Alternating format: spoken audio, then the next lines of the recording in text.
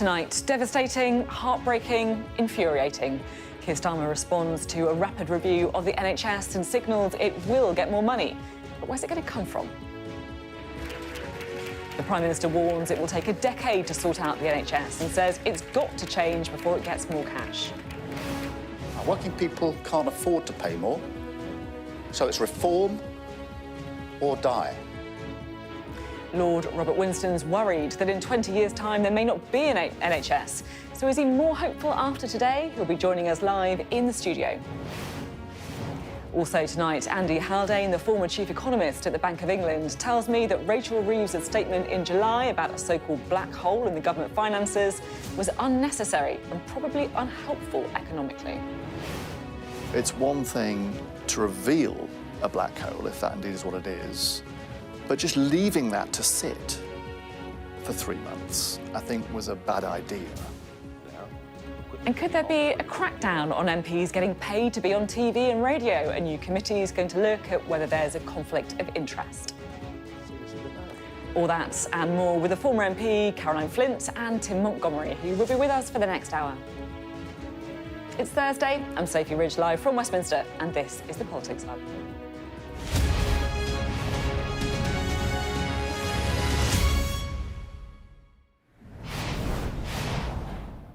Hello, good evening. Now, we've got a big show for you tonight because it's been a really big day here in Westminster. Keir Starmer's plan for perhaps the most pressing issue facing the country, the state of the NHS. The Darcy report makes for pretty depressing reading, and the PM says that the health service now needs to reform or die. Well, on the show tonight, we're going to be talking health, but we're also going to be talking economics, because when it comes to the NHS, the two really are completely entwined. First, though, I just want to take you through some of the numbers, some of the details of the report, because the Darcy report is, frankly, pretty scathing about the health of the NHS and also the health of the nation too. So the healthy life expectancy didn't rise at all during the 2010s. It fell during the pandemic as well, and that means that people in England can now only expect to live in good health until their early 60s. So you can see the women's health and men's health there. Death rates from cancer too are higher than in other countries. And in fact, it found that there's been no progress whatsoever in stage 1 and 2 cancer diagnosis between 2013 and 2021. The number of people dying before the age of 75 in England from cardiovascular disease as well, like heart disease, heart attacks, strokes, well, that has risen to the highest level in 14 years. What about the NHS waiting list? Well, that now stands at a whopping 7.6 million. Long waiting times in A&E have likely caused 14,000 preventable deaths each year due to those waiting lists. Well, at the start of 2024, 2.8 million people were out of work due to long-term sickness, so it's obviously having an impact on the economy too, largely driven by poor mental health as well. And today, the OBR warned that health spending is going to soar over the coming decades, from 7.6% of GDP to 14.5% of GDP projected to be spent on health by 2073. Now, finally, Lord Darcy warns there's been a shortfall of £37 billion of investment in the NHS since 2010, capital investment, and that decade of Conservative austerity has left the NHS in what he describes as a critical condition. Our health correspondent Ashish Joshi reports now on the state of the NHS. The NHS can be saved. Keir Starmer's response to a damning report into the health service. The NHS may be in a critical condition, but its vital signs are strong. And we need to have the courage to deliver long-term reform. Major surgery, not sticking plasters. But on the same day, new data revealed this summer was the busiest ever for A&Es in England. The Prime Minister refused to be drawn on when patients would see improvements. If you were to speak to one single patient who's been suffering in agony for so long, what would you say to him or her about how you're going to fix the NHS and make them better in the short term? I accept the challenge to me, which is it's going to take a long time. It's going to be measured in years, not months. And we need to have something to say for someone who's ill now, which is getting the NHS back on its feet. But we can't duck the long-term change. Through the central bit. The Prime Minister's speech followed the publication of an investigation by Lord Darcy, which found waiting lists and waiting times are surging, with A&E queues more than doubling in the past 15 years. Too much of the NHS budget being spent in hospitals and too little in communities. And the UK has higher cancer mortality rates than comparable countries. Many of the problems identified by Lord Darcy in his report are already well known, but now they've been laid bare in a government report. It's up to Keir Starmer to tell us how he aims to fix the NHS. But today there was no detail. There was an overview of the 10-year plan and a promise to tackle waiting lists, but not much else. So what are the appointments looking like now? Moving care out of hospitals and into communities will only happen with the support from NHS staff in primary care, but they're already struggling with workloads. It's a better model, it's what patients want, but it can only happen if we're given the resources and tools. So we need to have enough GPs working. We need to have other primary care staff. We need to have buildings that actually can accommodate us. I couldn't come into my own practice this morning because we didn't have the rooms. The government also wants to focus more on preventing illness.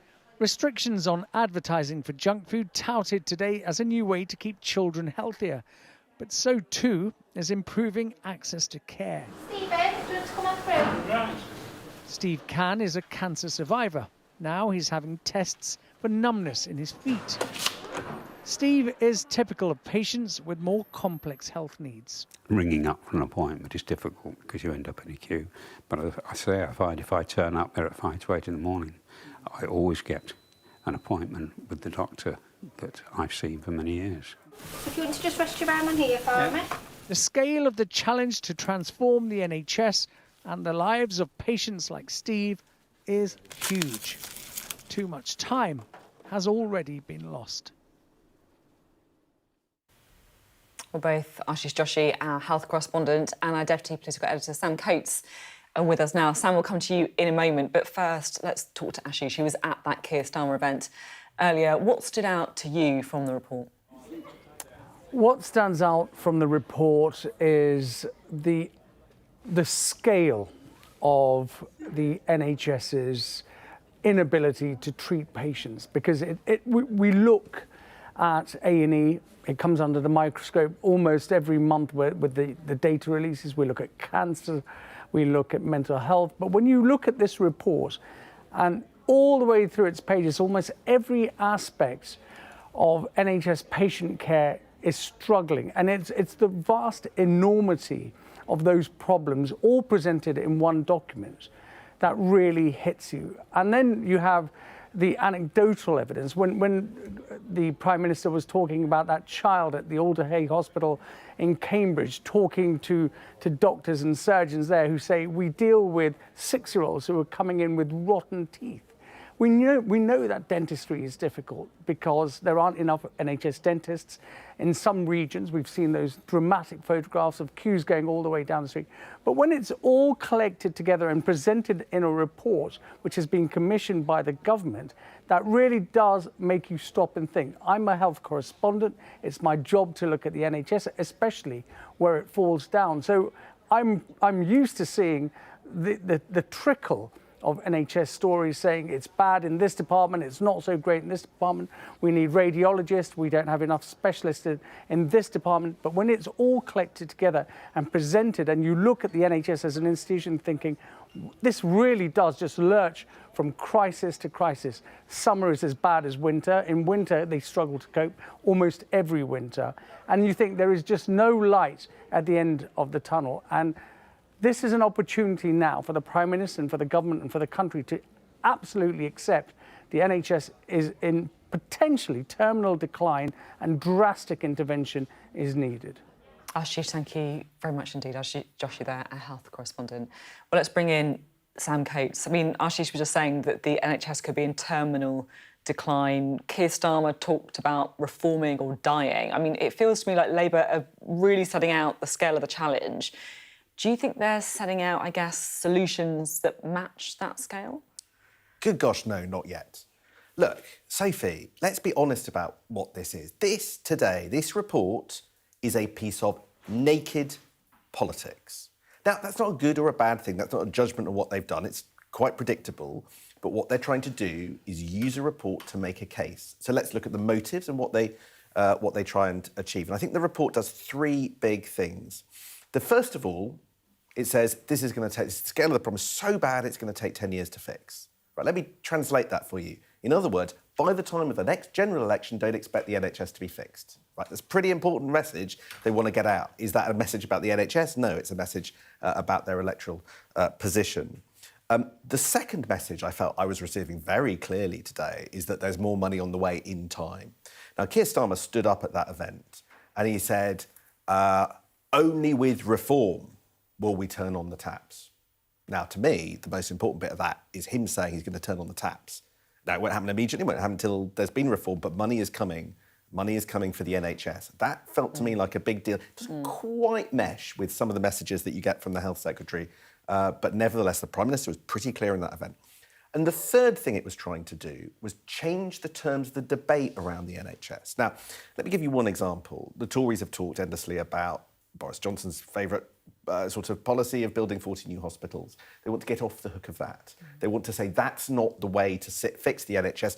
In fact, the great big finding of this report is the NHS is doing less with more, and these hospitals there may be more hospitals, but more surgeons are doing less because they don't have the equipment, they don't have the scanners, they don't have the operating theatres. So 40 new hospitals isn't the answer. They want to change the way we talk about social care, why we reform social care, no longer to stop the middle classes from losing their savings if they get into trouble. Instead, it's about saving the NHS and stopping beds being blocked up. So they're changing the terms of the debate, they're giving a hint of what's to come, but there was no blueprint for what reform is actually going to look like. Today was about the politics. It was grisly. There were lots of figures. It looked like a serious grown-up report, and in many ways it was. But it was about changing people's minds and attitudes.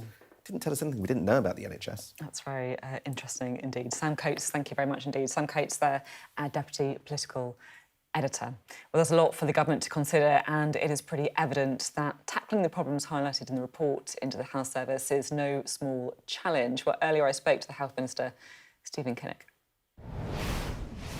Thank you very much for being on the programme tonight. Well, the Darzi report has obviously laid bare the challenges in the health service, but to be honest, if you've been to A&E recently or if you're trying to get a doctor's appointment, you probably don't need a report to tell you about the challenges in the NHS. So I guess my question to you is, we know the problems, what are you going to do to fix it? Well, thanks very much for having me on the show, Sophie. And you're right that Lord Darzi has given us a raw and honest assessment of the state of our health and social care. And he's clear that it's in a critical condition, and without major surgery, it will die. So this is urgent, it's critical, and we've got to get to work on it, and we are getting to work on it at pace. I think there's two answers to your question. One is, what are we doing in the short term in terms of the crisis management that needs to take place? And that's about the 40,000 more appointments in the NHS that we're putting in. It's about the 1,000 new GPs. It's about the 700,000 new dental appointments. They're all manifesto commitments. We're working on them right now as we speak. Then there's the longer term question about what we do in terms of reform. And we are bringing forward a 10-year plan for the future of health and social care. And it's going to be based on three major shifts: from hospital to community, from sickness to prevention, and from analogue to digital. There's going to be a big national conversation going on over the coming weeks and months, and we're going to publish that strategy in the spring. Now, you might disagree with this, but listening to Keir Starmer's response and Wes Streeting's response, it feels to me like you're almost cherry-picking parts of the Darzi report, because yes, there's criticism of the Conservatives, yes, there's call for reform, but he's also pretty clear that the NHS does need more money. He says that there's a shortfall of £37 billion of capital investment, which could have rebuilt or refurbished every GP practice in the country. It could have paid for 40 new hospitals. And instead, he said, we've got crumbling buildings and parts of the NHS operating in decrepit porter cabins. So are you going to fix that £37 billion shortfall? We're very clear that the investment and the reform, they're not either or. It's both and. The two have to go hand in hand. There's absolutely no point turning the taps on. Are you going to address the shortfall in capital investment? I'm not talking about general NHS spending, pouring money into failing hospitals. Lord Darzi is very clear. He's talking about investment in equipment, in scanners, the capital investment that keeps being sucked out of the NHS. What I was saying was you should never turn the taps on until you fix the plumbing. So the reform piece of this is absolutely vital. But on your specific point about capital, the Prime Minister was clear today. Labour is the party of the NHS. We founded the NHS. We will always stand up for the NHS and provide it with the investment it needs to ensure that it is free at the point of need. What we have seen is massive underinvestment in capital and pouring money into a system where the clinicians and the other staff don't have the tools they need. It's a bit like British Airways hiring loads more pilots, but not giving them any planes to fly. So we absolutely have to look at the capital budget. We've got to fix the fact that we've got RAC in so many hospitals. I mean, we're dealing with a crisis. We've got to look at that in the round. But the future of capital investment will absolutely be part of the 10-year plan. But don't forget that the shift from analog to digital is also a really important part of this. Imagine if we had an NHS app that actually worked, where you could book your GP appointment and do whatever you needed to do with your local health service. And that would save so much in terms of productivity, efficiency, and indeed kit and equipment that we might need. So let's not just think narrowly about capital investment. Let's think broadly about this shift from analog to digital as well. I just want to ask you finally about an interview I did today with Andy Haldane, who's the chief economist at the Bank of England. He thought there should be more money in the NHS. He also said to me that he felt the mini fiscal event in July, the black hole event, was, in his words, unnecessary and probably unhelpful economically at least. It's one thing to reveal a black hole, if that is indeed what it is, but just leaving that to sit for 3 months, I think, was a bad idea. What's your reaction to his words? Well, we were elected on a manifesto that would have two major commitments in it. One was a commitment to change, and we're talking today about how we're going to change our health and care system. And the other was fiscal discipline. We're going to build growth and a new economy with public services that are properly funded on the foundations of fiscal discipline and sound public finances. And it is frankly outrageous that the Conservative Party left us with a £22 billion black hole without the reserve spent 3 times over. So it's absolutely clear that we needed to take remedial action on that. We've had to take some tough decisions, but if we can get that stability into our system and into our economy, that is what's needed to attract investment, to build growth, and to fix our public services. And that is what you're going to see from this government in the coming weeks, months and years. OK, thank you very much indeed. Thanks, Sophie. Right, let's bring in our duo for this evening, shall we? The former Labour Minister, Flint, and the Conservative commentator and founder of Conservative Home, Tim Montgomerie. Great to have you here today. Caroline, it feels like we should go to you first because you were a public health minister. Do you feel that Labour's got the right solutions for the NHS now? I think they're identifying, what's wrong, and it's, we need to get from hospitals into community. We need to move from analog to digital. We need to move from just treating people to prevention. But they aren't new, and we've been here many times before. For me, the sadness is about how much we did achieve under the last Labour government in getting those waiting times down, in terms of tackling health inequalities. One of the reasons in the stats you showed earlier, Sophie, around cancer diagnosis, it's often the people, who are most removed, not as confident in coming forward, the poorest in our community, those social determinants, that when they do present themselves to a doctor or someone else feeling poorly, it's at a critical stage. And that's why you can diagnose it, but actually in terms of treatment, the outcomes are great. So for me, I think it's absolutely right that we should have an honest discussion about our NHS in a real way. But I also think some of the solutions to this, we don't have to wait for a 10-year plan. we can be doing it now. And some of the changes that have happened to enable more collaboration at a local level, trying to get to break down some of these contract differences that don't get a seamless service for the individual. But importantly, you know, we talk about beds in our hospitals. We've got millions of beds. They're in people's homes. And that's where they need the services from our district and community nurses, working with GPs, working with others. Because many of the acute services and people that I meet, they recognise that they don't want to hoard people up in the hospitals, but they need an alternative, and that's in the community. Do you accept that the Conservatives, I guess, failed when it came to the NHS? Well, actually, you mentioned, Sophie, that I was editor of Conservative Home, and actually one of the first things we did as a site was a campaign against the Lansley reforms. We thought they would lead to a confusion of responsibility in the National Health Service. And unfortunately, I would rather I wasn't vindicated, but I think the site was vindicated on that. The Lansley reforms were a major diversion of internal... and I'm very critical of Labour on this whole... the Tories left a terrible economic inheritance. The British and other European economies aren't anywhere near as strong as they should be, but I think Labour have exaggerated how bad the economic inheritance was. I find it much harder to defend what we left in terms of the National Health Service. I think that's partly complicated because we did have this thing called the pandemic, and the NHS went quite badly backwards during that period. And actually, if you look and you compare the NHS, for example, to comparable health systems anywhere in the world, we cancelled more operations, routine cancer and other, than any other similar healthcare system. So we are more behind. So, yes, I do accept the NHS has significant structural problems. It wasn't the Conservatives' finest hour in how we managed it, but it is impossible really to understand why we're in the mess we're in without recognising we did go through a once-in-a-century event complicated by strike action that meant that we have quite such a bad inheritance as we do. We don't have ages on the discussion, but there'll be some people who think the NHS is just not working at all, right? You know, you look at A&E, you look at hospital appointments, you look at the ageing population and some of the challenges that we face. They think we need this model fundamentally does not work. Do you accept that? I think it is very worrying about public opinion about the NHS. I think we still hear, I was on the media today, you know, people sharing their stories, some really positive stories about how they've been treated in the NHS, how they've been supported.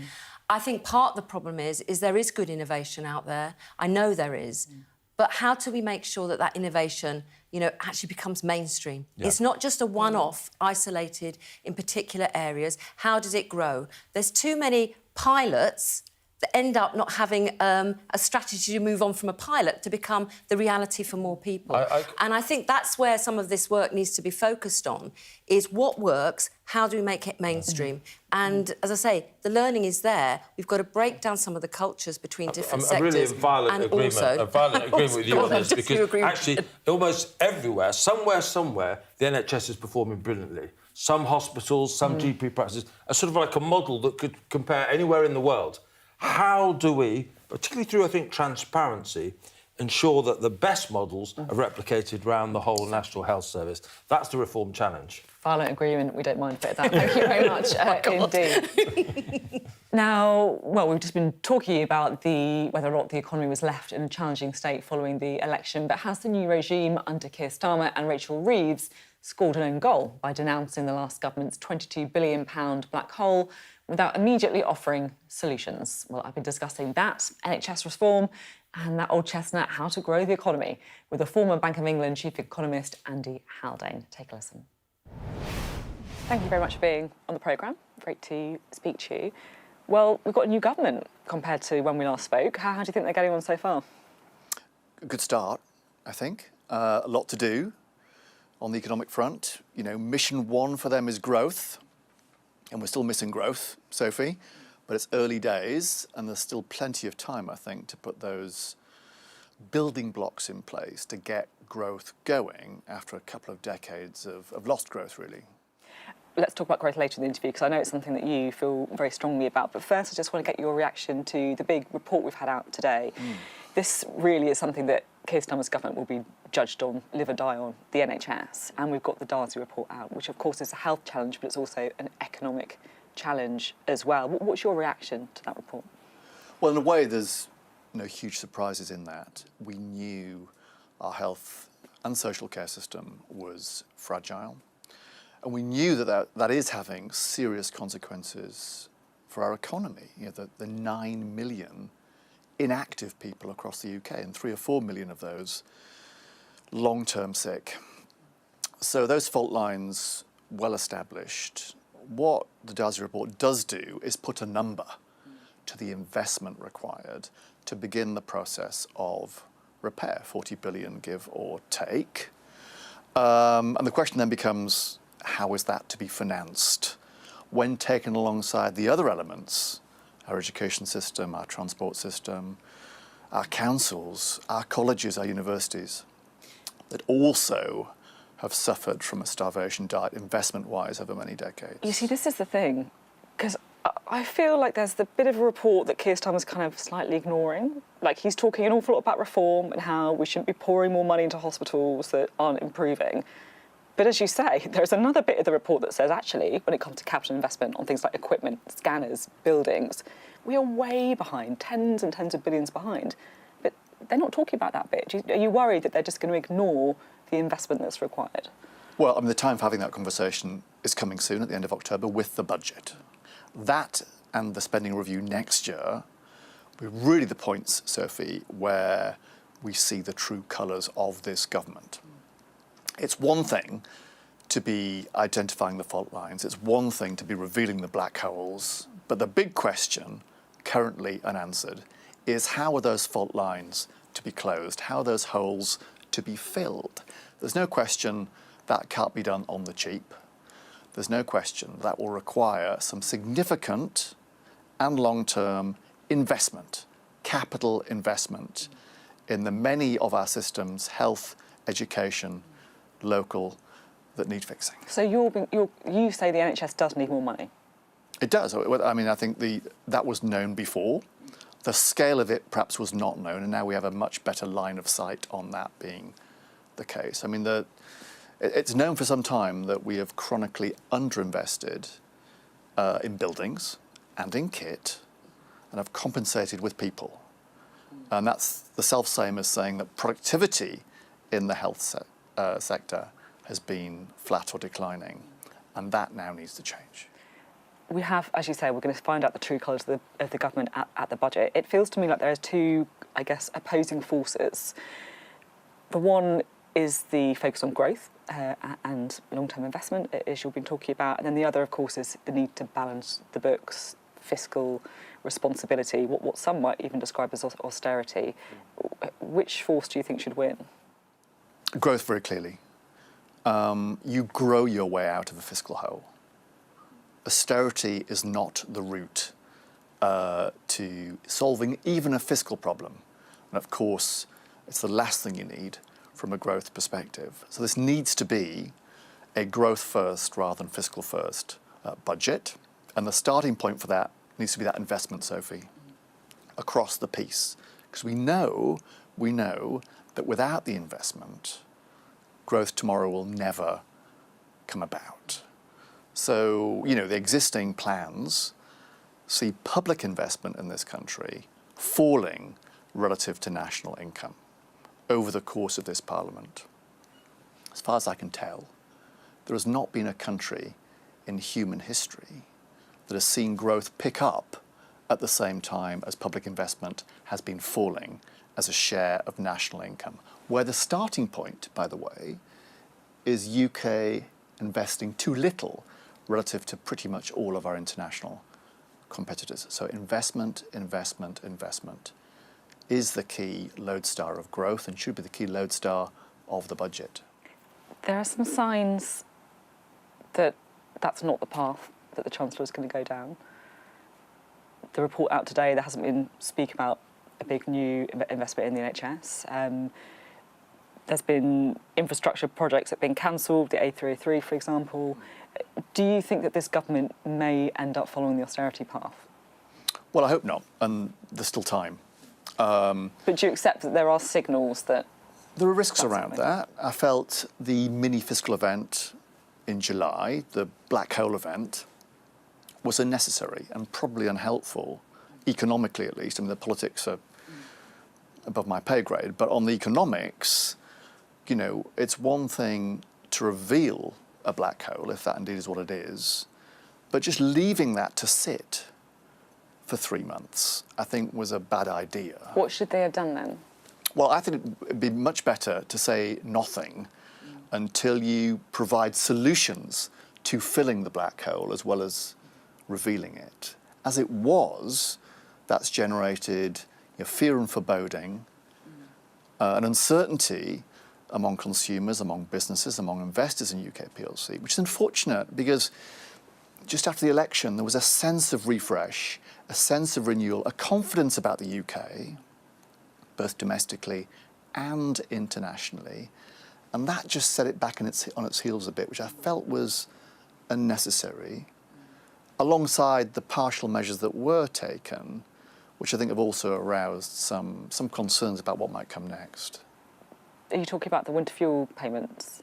Well, I said there's two bits. One was that, which sat a bit awkwardly with the line about the broadest shoulders bearing the burden, when it was actually financially fragile people bearing some of that burden. But the other bit, which you mentioned, was that there was some cuts to capital expenditure projects as well. And that's a path I think we can't afford to go down if we are to fix these NHS problems and the well-known, rather too long list of other areas where we have chronically underinvested as a country for too long. I mean, one of the things that is, I guess, restraining what Rachel Reeves can do in the budget is the fiscal rules. Yeah. Should they stay? Well, I mean, fiscal rules by themselves are a good thing. We need a degree of restraint on governments, we know that. These fiscal rules, those the previous government had and this government has largely inherited, they aren't good. They really put in jeopardy our ability as a country to invest and therefore to grow. So I hope at the forthcoming budget there's scope to relook at those through the lens of what is best to get growth going. And if there's any risk, the existing rules, the debt rule in particular, Sophie, is a pernicious one. If there's any risk that that gets in the way, hinders our capacity to fill that £40 billion gap in the NHS and the other gaps we know exist, now's the time not to tweak that, not to fiddle that, but in the first budget to take decisive, radical action, to rethink that fiscal rule in a way that weighs the assets we create as well as the liabilities. So if you build a hospital, record it. Don't ignore it in your fiscal rules. That will be a big, bold shift, a growth-friendly shift, and the sort of thing I think international investors would lap up. There's one other thing I did want to ask you about while we've got you, because on the programme yesterday we spoke to Nadeem Zahawi, the former Chancellor, and he said that millionaires are leaving the UK because they're worried about tax rises. Is that something that you recognise? Well, I mean, there's no question in my mind that if we are to make good on the growth mission, that will require a heavy lifting from the private sector and a decent amount of financing from the private sector. So we have to be cautious and careful. We don't scare off the risk takers. We don't scare off the providers of private capital. Now, a person going is neither here nor there for my money. But equally, we've found ourselves in a position now where the only taxes left to levy are those on assets, right? Could be capital gains, could be inheritance tax, could be council tax. So houses, shares, stuff houses, like that. shares, bonds.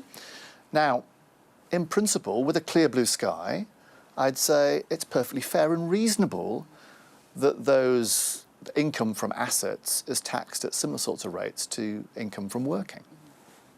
But the sky is not clear. This is the moment where we need risk capital to be coming into the UK. Our savings rates, as well as our investment rates, are chronically low in this country.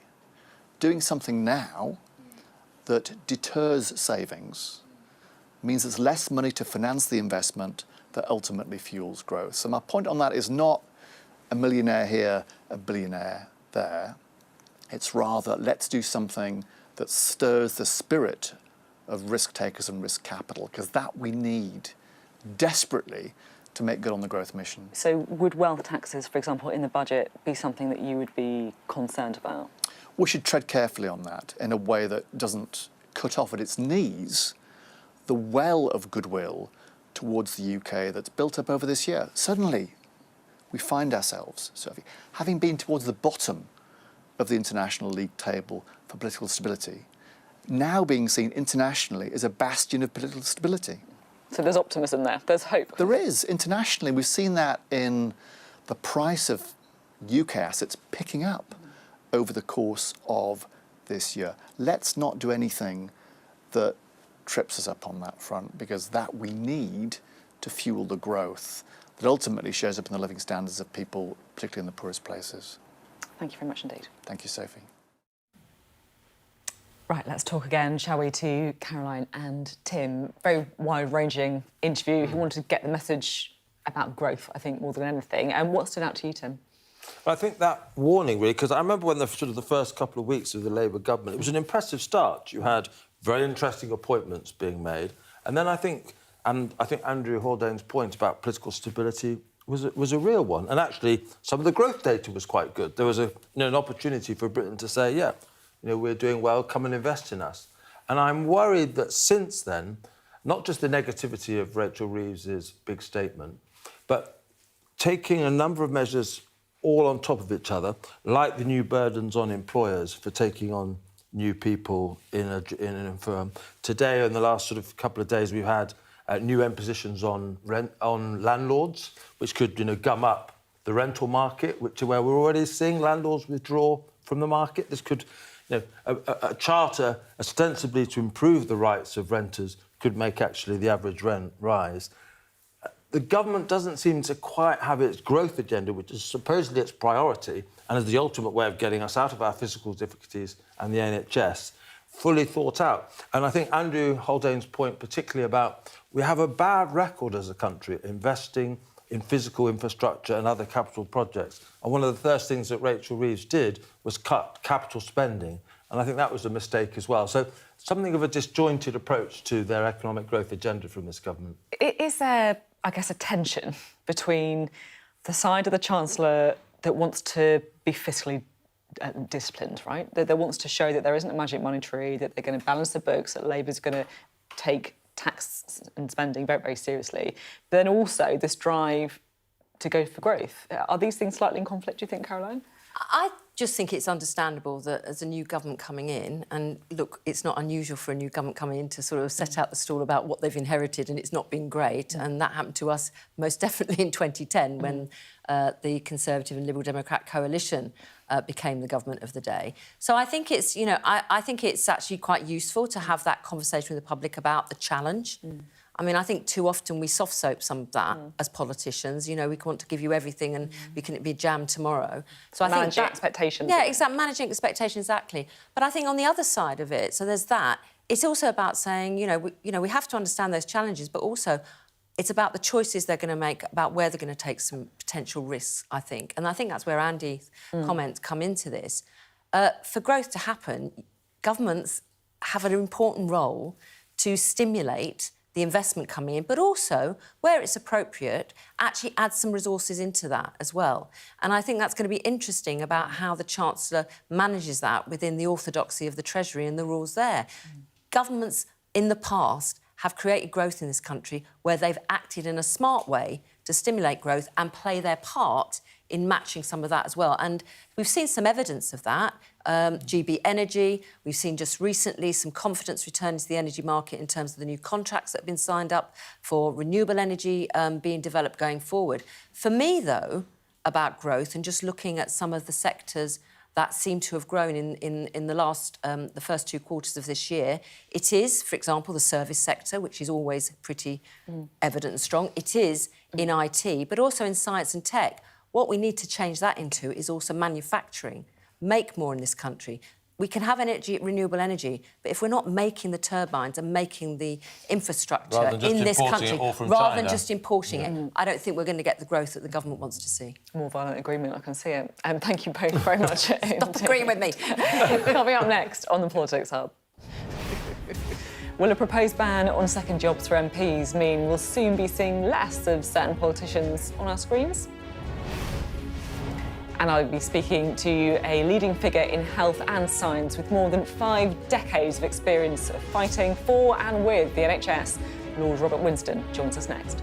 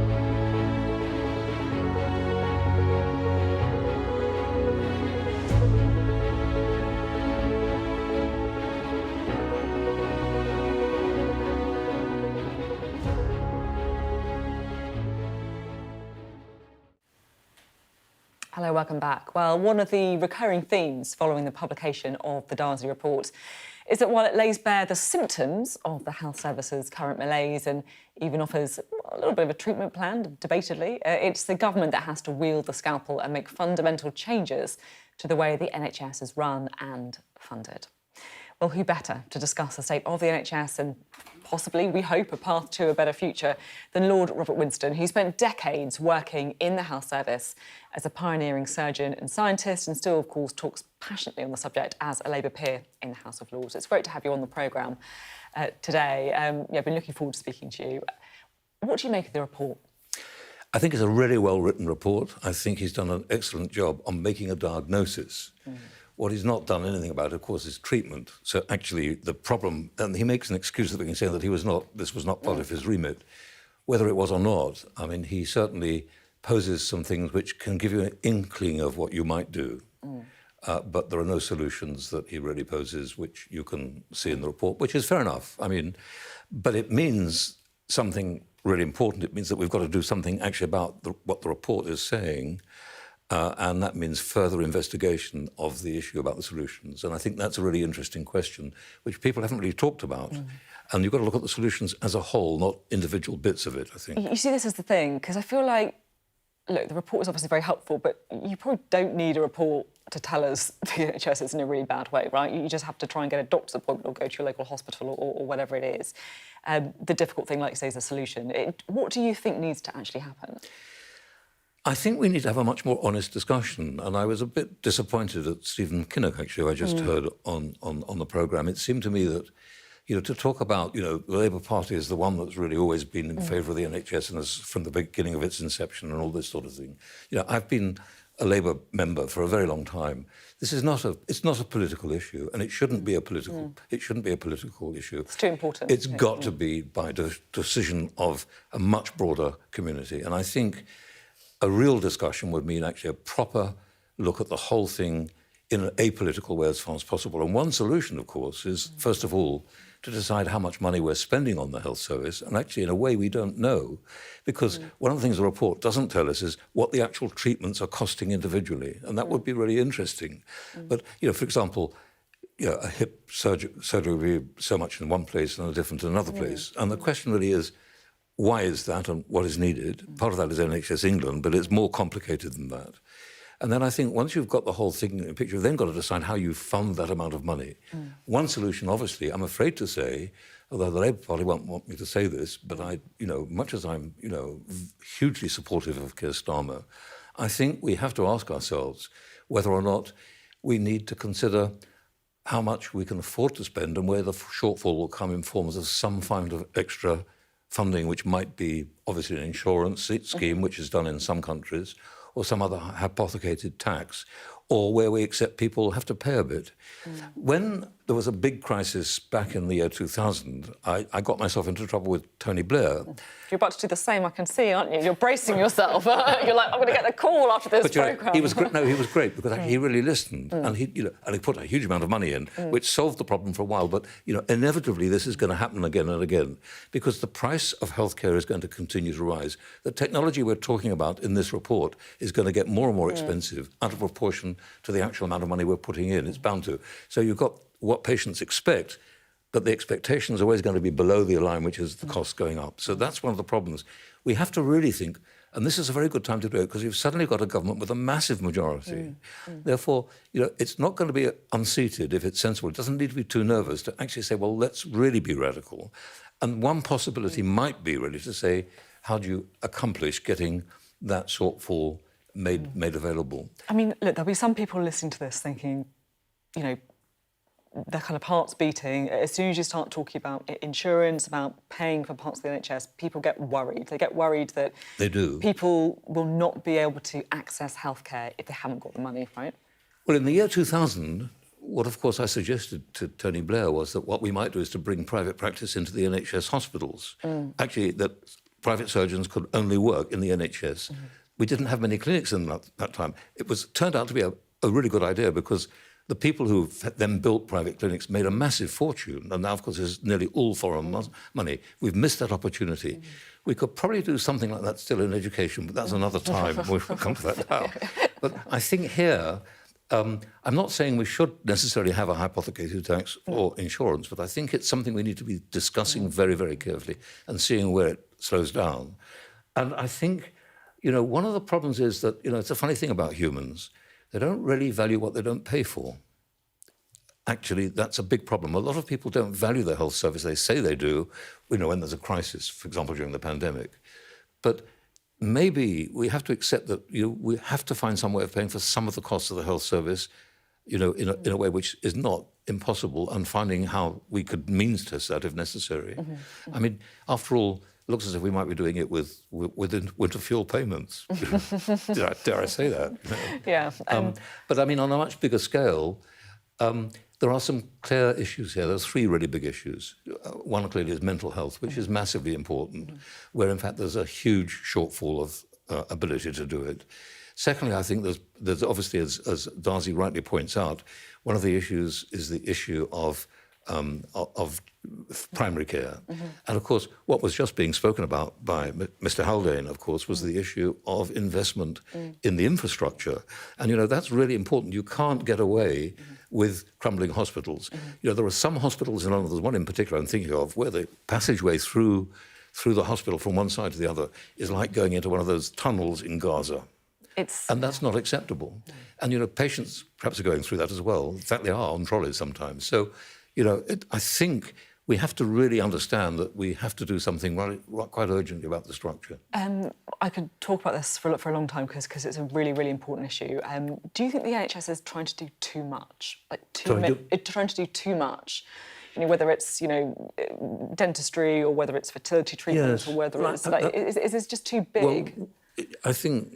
I'm sure West Streeting is finding that at the moment, and I know that, you know, previous secretaries of state have said that in the past. But, you know, at the background, of course, you've got another issue as well, which we haven't really talked about, which is social care. And that has to be solved. And clearly, that's got to be funded, and you can't leave it as it is. The other problem is this, and may I bang on, or do you want me to stop? We haven't got loads of time, but go on. Well, one of the issues is preventative medicine. You know, it's true, of course, we've got people dying younger than they need to.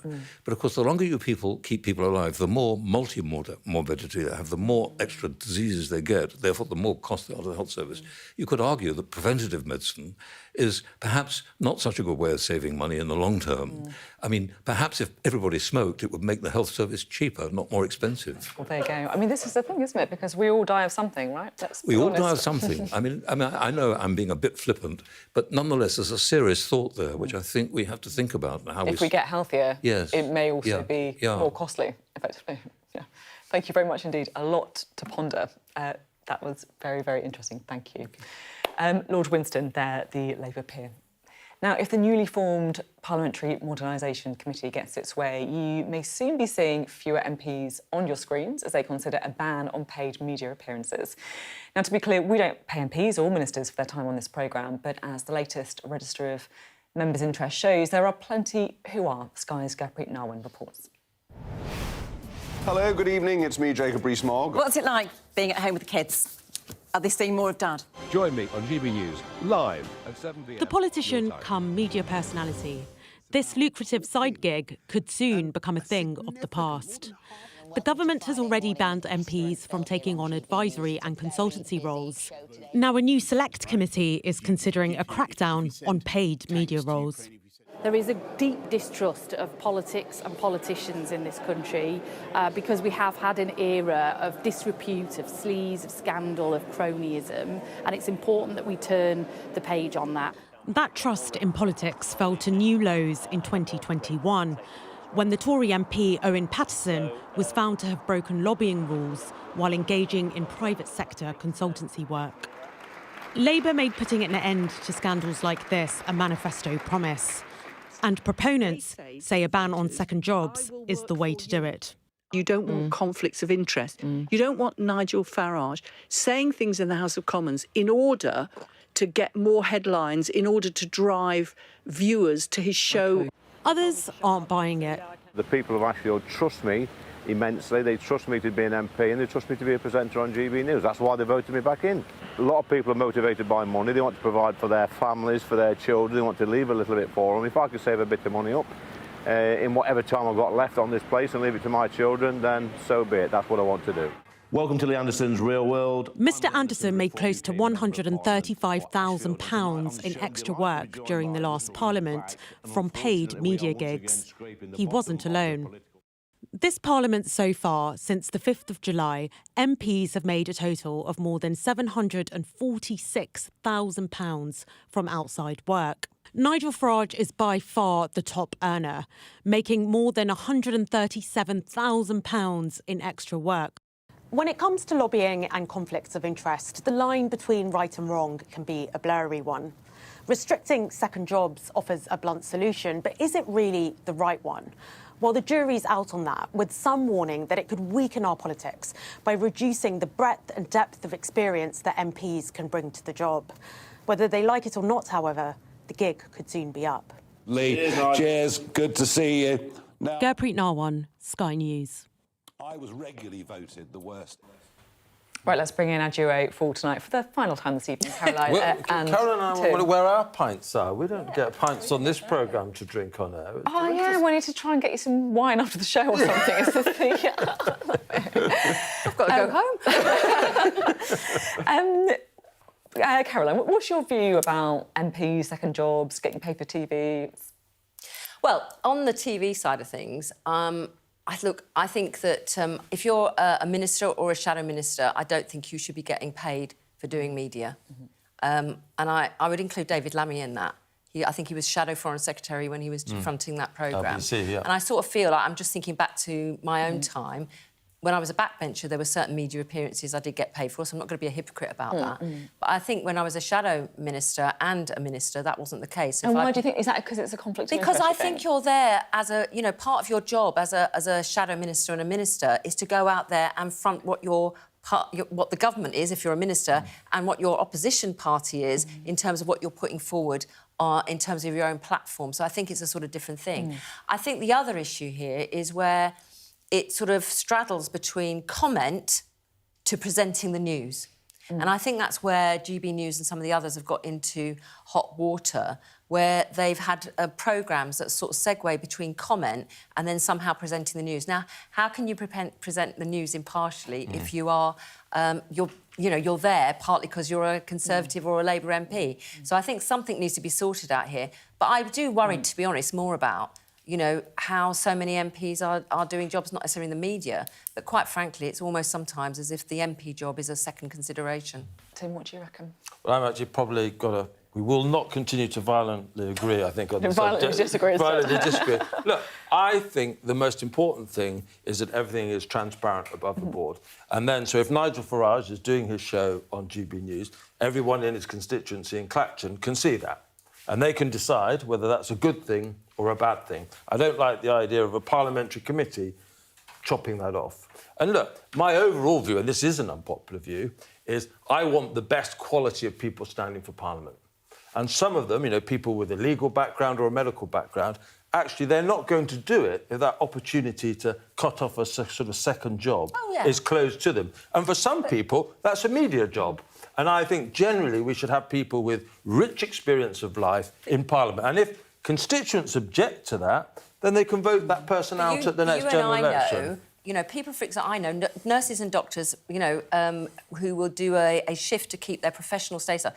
But, there's a lot of MPs who end up as advisors to company on policy and parliamentary procedure. And, it's a grey area between but that shouldn't that be just and be giving declared? political If it's declared, voters could decide. Well, make the register more transparent and make it more accessible. To get a little bit of disagreement. I'm happy with that. You'll get your checks on the way out as well, don't worry. That was a joke. That was a joke. That was a joke. Everyone, joke.